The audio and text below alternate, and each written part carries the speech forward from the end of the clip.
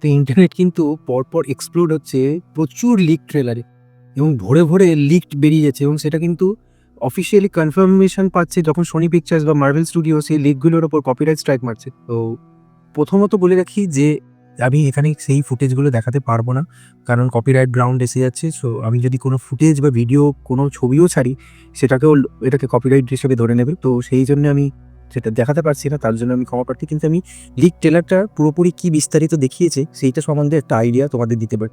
তো আমরা সকলেই জানি এই সিনেমার ডিরেক্টর হচ্ছে স্যাংচির ডিরেক্টর ডেস্টিন ড্যানিয়েল ক্রেটো, এবং তার অ্যাকশন কোরিওগ্রাফির ক্ষমতা আর তার ডিরেকশন আমরা স্যাংচিতে দেখিয়েছি এবং সেটা আমার তো দারুণ লেগেছিল।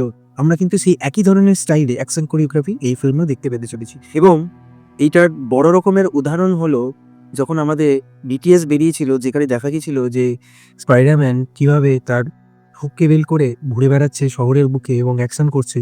তো সেই জিনিসটা যখন তোমরা ট্রেলারটা অফিসিয়ালি আসবে, তো তখন তোমরা অবশ্যই সেটা নোটিস করবে যে কি সুন্দর কাজ করেছে।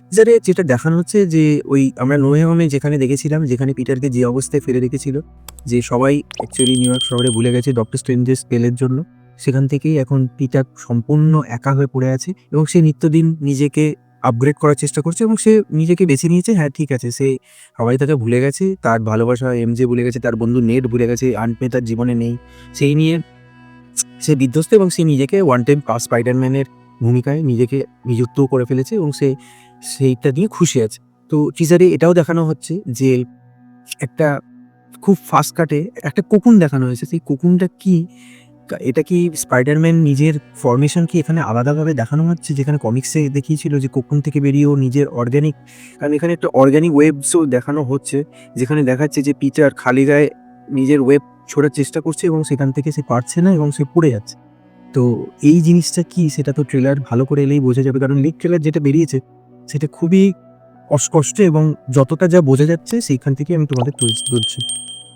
এবং খুব ফাস্ট কাটে অ্যাকশন সিকোয়েন্সগুলো দেখানো হয়েছে। দ্য হ্যান্ড নামে যে রেড নিনজার দল আছে কমিক্সে, তাদেরকে এখানে দেখানো হয়েছে এবং একটা অসাধারণ প্রিজন ফাইট এখানে হতে চলেছে। এদিকে অ্যামাজিং ফ্যান্টাসি নাম্বার 15-এ যে কমিক অ্যাকুরেট একটা পোস্টারের যে ইমেজ, আমি থাম্বনেলে ওই সেম ধরনের ইমেজ ইউজ করেছি, তাহলেই বুঝতে পারবে ঠিক আইকনিক সেই মোমেন্টটাও এখানে হতে চলেছে।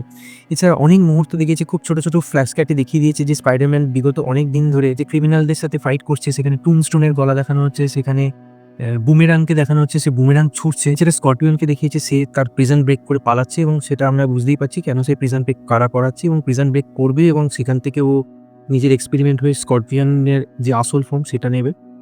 এছাড়া এখানে সেডি সিংকে দেখানো হচ্ছে এবং সে পিটারকে বলছে যে আমার রাস্তায় এসো না, তাহলে তোমার ক্ষতি হয়ে যাবে। তো এখানে সেডি সিং অ্যাজ আ সাথরা অর এক্সম্যানের জিন গ্রে হতে পারে, যে কোনো একজনের ভূমিকায় রয়েছে। আমরা জানি এখানে পানিসার আছে এবং পানিসারের সেই ট্যাঙ্ক এখানে দেখিয়েছে টিজারের মধ্যে এক ঝলকে, যে পানিসার স্পাইডারম্যানকে চেস করছে। ওদিকে হঠাৎ করে দেখিয়েছে স্মার্ট হাল্ককে, ব্রুস ব্যানারকে দেখিয়েছে, ব্রুস ব্যানার পিটারকে বলছে যে তুমি তো আমার কি স্টুডেন্ট। তো এখানে কনফার্মেশন দিচ্ছে যে ব্রুস ব্যানার সেই স্মার্ট হাল্ক রূপে রয়েছে, কিন্তু এখানে স্যাভেজ হাল্ক অর্থাৎ রুদ্র রূপ নেবে হাল্ক, যেটা আমরা এতদিন ধরে চাইছিলাম যে একটা ইনক্রেডিবল হাল্ক রূপ নিন, যে রূপটা এখানে আমরা আবার পেতে চলেছি। আর কমসে কম 6 থেকে 7টা তো এখানে আমাদের ভিলেন কনফার্মেশন আছে, যাদের কেউ কেউ তো ছোট ছোট গ্লিমসেসের মতো ফাইট সিকোয়েন্স দেখানো হবে, যে ওই যেটা বললাম যে স্পাইডারম্যান এতদিন ধরে যেরকমভাবে ফ্যান্টাস্টিক ফোর সিনেমাটা দেখানো হয়েছিল, যে ফাইট করে চলে আসছে বিগত তাড়াতাড়িতে কিছু সিকোয়েন্স দেখিয়ে দিয়েছিল, এই ধরনেরও কিছু সিকোয়েন্স এখানে আমরা পেতে চলেছি এই ফিল্মে। এছাড়া স্পাইডারম্যানের পেছনে তো যে জনা জেমসন পড়েই আছে, সেটাও এখানে দেখিয়েছে। সোনি পিকচার্স ইউকে তার স্টোরিতে কনফার্মেশন দিয়েছিল যে টম হল্যান্ডের ক্রিসমাস গিফট কিন্তু হতে চলেছে। তো টম হল্যান্ডের ক্রিসমাস গিফট কি এটাই, যে টিজার ট্রেলার আসতে চলেছে? তো টিজার ট্রেলার কিন্তু আসার সম্ভাবনা আছে যখন অ্যানাকন্ডা সিনেমা, অর্থাৎ যেটা নতুন বেরোচ্ছে, যেটা সোনিই করছে, সেটা বেরোবে ক্রিসমাসে, তার সাথে অ্যাটাচ হয়ে আসার কথা এই টিজার ট্রেলারটা। তো দেখা যাক এই টিজার ট্রেলারটা আসে কিনা, কারণ তাই জন্যই এত তাড়াতাড়ি কিন্তু টিজার ট্রেলার কাটটা হচ্ছে। এবং নোভেম্বরে যেরকম টিজার ট্রেলারটা লিক করে দিয়েছিল, ঠিক সেইভাবেই এই ট্রেলার লিকটা হয়েছে এবং সোনি তাতে কিন্তু খুব ক্ষিপ্ত এবং তার এই ব্যবস্থা নেবে এটাও বলেছে। তো তোমরা যদি টিজার ট্রেলার না দেখে থাকো, তো আমি তোমাদের একটা ছোট হিন্ট দিলাম যে কী দেখাতে চলেছে টিজার ট্রেলারে। আজকের মতো ভিডিওটা এখানেই। তোমরা অবশ্যই চ্যানেলটিকে সাবস্ক্রাইব করো। তো তোমাদের জন্য আমি কমিক্স, মাঙ্গা, অ্যানিম, ফিল্ম এই ধরনের ভালো ভালো জিনিস নিয়ে আসছি। তো অবশ্যই আমাকে এতে সাপোর্ট করো, কারণ তোমাদের এই ছোট্ট সাপোর্ট, একটা সাবস্ক্রাইব, একটা লাইক, একটা শেয়ার আমাকে আরও এই ধরনের ভিডিও বানাতে সাহায্য করবে। আর আমার ইনস্টাগ্রাম, থ্রেডস, ফেসবুক সবেতেই আমি অ্যাক্টিভ আছি। তো সেখানে গিয়েও তোমরা চেক আউট করতে পারো। আমি কিন্তু ওখানে ডেইলি কিছু না কিছু এই ধরনের তথ্য নিয়ে আপডেট দিতে থাকি, যেটা তোমরা চাইলেই সহজে পেয়ে যাবে। আজকের মতো আমি ভিডিওটা এখানেই এন্ড করছি। আবার দেখা হবে পরবর্তী ভিডিওতে।